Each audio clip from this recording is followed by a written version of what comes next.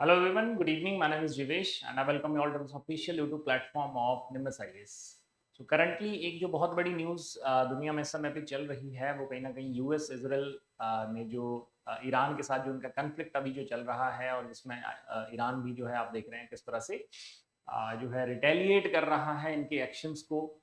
तो इस पे जो है बहुत सारी चीज़ें ऐसी हैं जो कि हो सकता है आपके पेपर पॉइंट ऑफ व्यू से किसी ना किसी तरह से इम्पॉर्टेंट हो। तो हमारा जो डिस्कशन रहेगा एक शॉर्ट डिस्कशन रहेगा एंड इसमें we will try to understand कि व्हाट इज द कन्फ्लिक्ट, क्यों ये कन्फ्लिक्ट है और क्या अभी चल रहा है कन्फ्लिक्ट में। वो तो चलिए day to day news follow करते ही रहेगी, लेकिन कुछ ऐसी चीज़ें जो पेपर पॉइंट ऑफ व्यू से इंपॉर्टेंट हो जाती हैं बिकॉज जो आपका एक तरह से हम कहें इंडियन डायस्पोरा एक टॉपिक है GS2 में, या GS2 में इंटरनेशनल रिलेशंस हैं। जिस तरह से जो खामिनेई हैं, ईरान के जो सुप्रीम लीडर हैं, हिस्टोरिकली जो पार्टनरशिप रही है इंडिया और ईरान की, और अब जिस तरह का जो भारत सरकार है जिस तरह से इन्होंने जो है उस चीज़ को रिस्पॉन्ड किया है, द असैसिनेशन और यू वुड से कि द खामिनेई जो उनकी डेथ जब होती है उसके बाद, तो क्या क्या इसमें जो है डेवलपमेंट्स हैं पर्टिकुलरली विद रिस्पेक्ट टू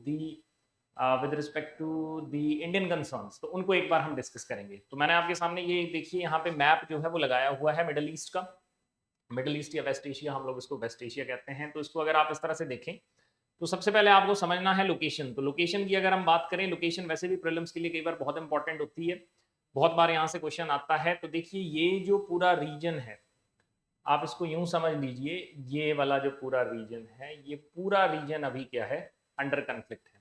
ठीक है, दिस इज मिडल ईस्ट। अगर उस तरफ से वेस्ट की तरफ से हम इसके वेस्ट के परस्पेक्टिव से देखें, या वेस्ट एशिया अगर हम इस तरफ से इंडिया की तरफ से इसको देखें, तो इस रीजन को based upon its direction middle east या वेस्ट एशिया नाम जो है वो दिया गया। अब यहाँ पे देखिए ईरान की आप लोकेशन देख रहे हैं, तो एक बहुत बड़ी कंट्री है ईरान, और ईरान ने यहाँ पे जो है जो कन्फ्लिक्ट है, जो कन्फ्लिक्ट क्रिएट हुआ है, तो एक यहाँ पे छोटी कंट्री इसराइल, और इसराइल का जो सपोर्टर है या जो सबसे बड़ा सपोर्टर इसराइल का, इसराइल एंड यूएस, वो मिलकर जो है क्या कर रहे हैं, यहाँ पे कन्फ्रंट्रेशन ईरान के साथ देखने को मिल रही है। अब थोड़ी सी चीजें हैं, जैसे इनकी लोकेशन अगर आप पहले हम देख लें, तो ये जो पूरा जितना ये अरेबियन पेनिनसुला है, यहाँ पे एक जो बहुत इंपॉर्टेंट चीज है वो है ऑयल। तो यहाँ पे अगर कोई भी किसी भी तरह की इंस्टेबिलिटी आती है, ठीक है, किसी भी तरह की अगर इंस्टेबिलिटी आती है, तो ऑब्वियसली जो ऑयल मार्केट है वर्ल्ड की, उस पर फर्क पड़ता है, राइट। और दूसरा हम एक चीज को भी यहाँ पे समझते हैं कि इस लोकेशन पे क्या क्या जो है बेसिकली की पॉइंट्स हैं। जैसे अगर आप यहाँ देखें तो ये स्ट्रेट ऑफ हॉर्मुज आपको यहाँ पे देखनी पड़ेगी, ठीक है, देखेंगे, जो कि पर्शियन गल्फ को इस तरफ अरेबियन सी से क्या कर रही है, कनेक्ट कर रही है। अभी हाल में जो रिसेंट डेवलपमेंट है वो ये है कि स्ट्रेट ऑफ हॉर्मुज को कंप्लीटली किसी भी तरह का जो कमर्शियल शिपिंग ऑपरेशन है उसके लिए बंद कर दिया गया है। तो स्ट्रेट ऑफ हॉर्मुज से बड़ी बार क्वेश्चन आता है। उसके अलावा रेड सी के पास यहीं पे आपको एक और स्ट्रेट देखने को मिलेगी, विच इज बाबल मंडप स्ट्रेट, जो कि एक बहुत इंपॉर्टेंट जो है ट्रेड रूट है, चाहे वो ऑयल ट्रेड की बात करें या जो है अदर कमर्शियल जो ट्रेड यहाँ से होता है रेड सी के थ्रू, जो है सुएज कैनल के थ्रू ये ट्रेड होके जाता है। ठीक है जी। अब यहाँ पे बात कर लेते हैं कि क्या क्या जो है इम्पैक्ट्स यहाँ पे रहने वाले हैं, तो एक एक करके इस पे बात करते हैं। तो जैसे सबसे पहले अगर हम बात करें, तो सबसे पहला जो इम्पैक्ट है इंडियन परस्पेक्टिव में अगर हम देखें इंडिया पे क्या क्या इम्पैक्ट हो सकता है, तो सबसे बड़ी बात है कि India is the country with highest diaspora all over the world. ठीक है, सबसे ज्यादा जो माइग्रेंट्स हैं वो आपको इंडिया से देखने को, इमिग्रेंट्स हैं वो आपको इंडिया से देखने को मिलेंगे। अगर आप यहाँ पे देखें तो लगभग 90 लाख, 90 लाख से ज्यादा भारतीय जो हैं कंप्लीटली ये जितनी गल्फ कंट्रीज हैं इनमें मिलके रहते हैं। ठीक है, इसमें से अगर हम ईरान की बात करें तो 10,000 के आसपास लोग यहाँ पे हैं। ठीक है, इसराइल में भी बात करें तो if I am not wrong it is the figure is around something, जो लेटेस्ट फिगर है 40,000 42,000 इसके बीच में भारतीय जो है यहाँ पे भी रह रहे हैं, चाहे वो स्टूडेंट्स हैं चाहे किसी और पर्पज से वहां पे हैं। ऑलराइट, तो ऑल इन ऑल एक बहुत बड़ा जो है यहाँ पे रीजन, इस रीजन में जो है इंडियन जो है वो रहते हैं। तो हो बहुत जल्दी ये भी पॉसिबल है, जैसे हम पढ़ते हैं पेपर्स में क्वेश्चन पूछे जाते हैं various operation, specifically rescue operation, जैसे हमने देखा कि अफगानिस्तान में जब रिजीम चेंज हुआ उस पर सेम ईयर क्वेश्चन आ गया था एचपीएस में। हम देखते हैं कि जब रशिया यूक्रेन वॉर हुआ तो वहां से जो इंडियन स्टूडेंट्स थे यूक्रेन में, उनको किस तरह से इवैक्यूएट किया गया, या से अलग अलग रीजन में हम देखते हैं कहीं नेचुरल डिजास्टर आई, टर्की का earthquake था, वहां पे ऑपरेशन इंडियन गवर्नमेंट ने लॉन्च करा। तो बहुत जल्दी इट इज पॉसिबल कि यहाँ पे भी इस तरह का कोई ऑपरेशन जो है वो लॉन्च किया जाए, राइट। तो पहला जो सबसे बड़ा इंपैक्ट हमें यहाँ पे देखने को मिलता है वो है कि एक बहुत बड़ा नंबर ऑफ इंडियंस जो है यहाँ पे रहते हैं, और इससे डेफिनेटली ये बहुत बड़ा रीजन है जहां से एक जो इंडिया में आने वाले जो रेमिटेंसेस हैं उसका एक बहुत बड़ा हिस्सा यहाँ से आता है, राइट। तो that is the first impact India is gonna have. एक चीज जो आपको यहाँ पे समझनी है। दूसरा, अगर हम यहाँ पे बात करें तो इससे जो है जो ग्लोबल मार्केट है, ठीक है, तो ग्लोबल मार्केट में एक इंस्टेबिलिटी आपको देखने को मिल सकती है। बिकॉज एक बात यहाँ पे समझिए कि ये जो पूरा रीजन है यहाँ से जो है, हाउएवर अगर ईरान की हम पर्टिकुलरली बात करें वैसे तो, ठीक है, तो ईरान पे तो सैंक्शन बहुत सारे हैं और ईरान से जो है जो ऑयल सप्लाई या जो इंपोर्ट ऑयल का करता है, एक्सपोर्ट ईरान करता है, वो बहुत रिस्ट्रिक्टेड है, बहुत कम कंट्रीज हैं और बहुत एक छोटे बेसिकली अमाउंट में जो है ऑयल जो है यहाँ से लिया जाता है। लेकिन अगर बात करें जैसे यहाँ पे अगर आपने लेटेस्ट न्यूज कल की सुनी है तो अरामको जो सबसे बड़ी कंपनी है यहाँ पे सऊदी अरेबिया में, ठीक है, तो अरामको पे जो है ईरान ने जो है जो ड्रोन अटैक है वो किया है। उसके अलावा आप देखने को आपको मिलेगा कि बहरीन, बहरीन के अलावा यहाँ पे it is not mentioned here, यहाँ पे दिस इज कतर, कतर के साथ यहाँ पे कुवैत, तो कुवैत पे भी आपको यहाँ पे जो मिलिट्री बेस था इसका यूएस का, वहां पे भी अटैक किया गया है। तो एक तरह से ये पूरा रीजन जो है, अब ईरान को अगर हम छोड़ दें जिन पे बहुत सारे सैंक्शंस हैं, बाकी ये जितना पूरा रीजन है, तो यहाँ से तो एक larger about 20-30% of the global exports oil का बिल्कुल इसी जगह से हो रहा है, ठीक है, और कहाँ से हो रहा है, इन्हीं रास्तों से होके हो रहा है जो आज जो है कमर्शियल एक्टिविटी के लिए, किसी भी एक्टिविटी के लिए बंद है।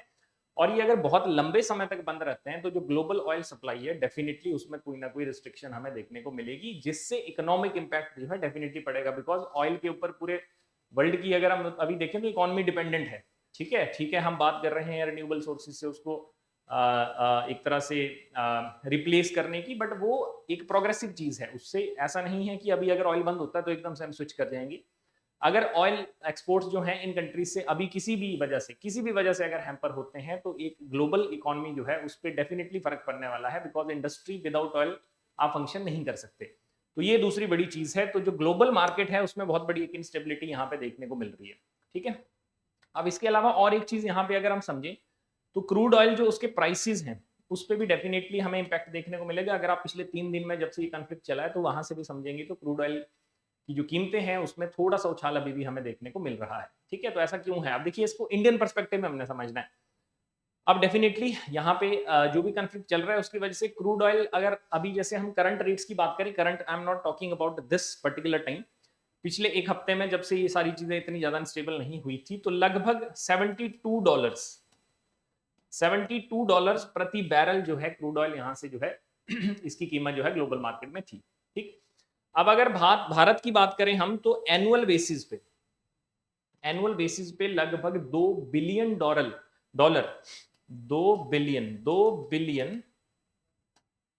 डॉलर का ऑयल इंपोर्ट जो है भारत करता है।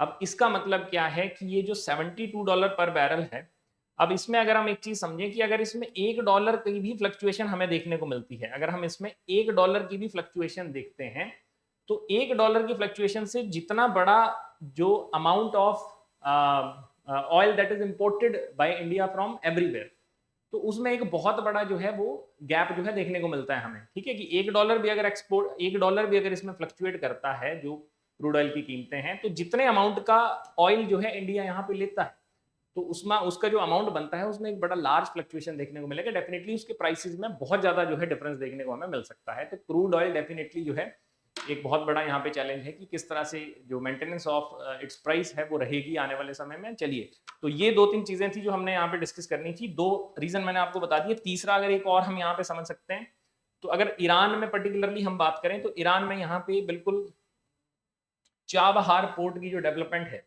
जिसको भारत मिलकर बना रहा है ईरान के साथ, और ये एक बहुत ही स्ट्रेटेजिक प्रोजेक्ट था इंडिया का। बिकॉज यहाँ पे अगर आप देखेंगे इंडिया की लोकेशन को, ये देखिए, अगर आप यहाँ पे इंडिया की लोकेशन को देखेंगे, मैं आपको चाबहार प्रोजेक्ट बताता हूँ। This is the location of Chabahar project, right. अब इंडिया की लोकेशन के हिसाब से देखिए कि पाकिस्तान को बाईपास करके चाबहार के थ्रू ये क्या कर सकता था, जो यहाँ पे सेंट्रल एशिया में लैंडलॉक्ड कंट्रीज हैं जिनमें अफगानिस्तान आ गया या अदर सेंट्रल एशियन कंट्रीज आ गई, उनके साथ डायरेक्टली ये ट्रेड कर सकता था। तो डेफिनेटली अब जब तक ये रीजन अनस्टेबल रहता है, ठीक है, या इंडिया का भी क्या स्टांस जो है कॉन्फ्लिक्ट में पर्टिकुलरली हमें देखने को मिलता है, तब तक जो है ये चाबहार पोर्ट की जो डेवलपमेंट है वो डेफिनेटली क्या होगी, रुकेगी। तो ये भी एक कंसर्न है। तो ये 2-4 चीजें जो है मेनली यहाँ पे थी जो हमने डिस्कस करनी थी। एंड अभी the war is still on और देखते हैं क्या क्या इसमें नई डेवलपमेंट्स होती हैं। लोकेशन वाइज, ज्योग्राफी वाइज देखा जाए तो ये प्रीलिम्स के लिए काफी इंपॉर्टेंट है, right. Because I can tell you जिस साल यूक्रेन और रशिया का कॉन्फ्लिक्ट शुरू हुआ था उसी साल जो है यूक्रेन की बॉर्डरिंग कंट्रीज आपको पेपर में पूछ ली गई थी एचपीएस के प्रीलिम्स में, एक चीज, ठीक है। अब दूसरी यहाँ पे बात करें तो क्या क्या इंपॉर्टेंट हो सकता है, जैसे ईरान अगर न्यूज में है तो ईरान का देखिए कैस्पियन सी के साथ पहले भी पूछा हुआ है कि कैस्पियन सी के साथ लगने वाली जो कंट्रीज हैं वो कौन कौन सी हैं। दूसरा अगर हम बात करें स्ट्रेट ऑफ हॉर्मूज पे आपको क्वेश्चन पूछा जा सकता है, राइट। तीसरा अगर हम यहाँ पे देखें तो ये जो मिडल ईस्ट है, मिडल ईस्ट में अगर आप यहां से देखेंगे कि जो कंट्रीज यहाँ पे गिवन है, राइट, जो नॉट गिवन है, जो कंट्रीज मिडल ईस्ट में जो कंट्रीज हैं इनमें से जो ऐसी कंट्रीज जो कि ऑयल एक्सपोर्ट करती है ग्लोबली, राइट, तो उनकी रैंकिंग पे भी आपको क्वेश्चन आ सकता है, ठीक है, उनकी रैंकिंग पे भी क्वेश्चन आ सकता है, या जो जो ओआईसी है उसकी मेंबर कंट्रीज कौन कौन सी है वहां से भी यहाँ पे क्वेश्चन जो है वो आपको पूछा जा सकता है। तो ये सारी चीजें हैं यहाँ पे। और बाकी इसराइल का हम देख लें तो इसराइल की बॉर्डरिंग कंट्रीज ये तो काफी न्यूज में रहता है, पैलेस्टीन लेबनान कन्फ्लिक्ट, फिर से लेबनान पे जो है यहाँ पे जो है अटैक किया गया है, तो ये वाला जो पूरा रीजन है, ठीक है, कि इसराइल कहाँ कहाँ किस किस तरफ से किस किस कंट्री को जो है बॉर्डर शेयर करता है, it is again going to be important. So that is it for today. Thank you so much and I'll see you in the next video. Till then, keep studying and keep watching us. Thank you.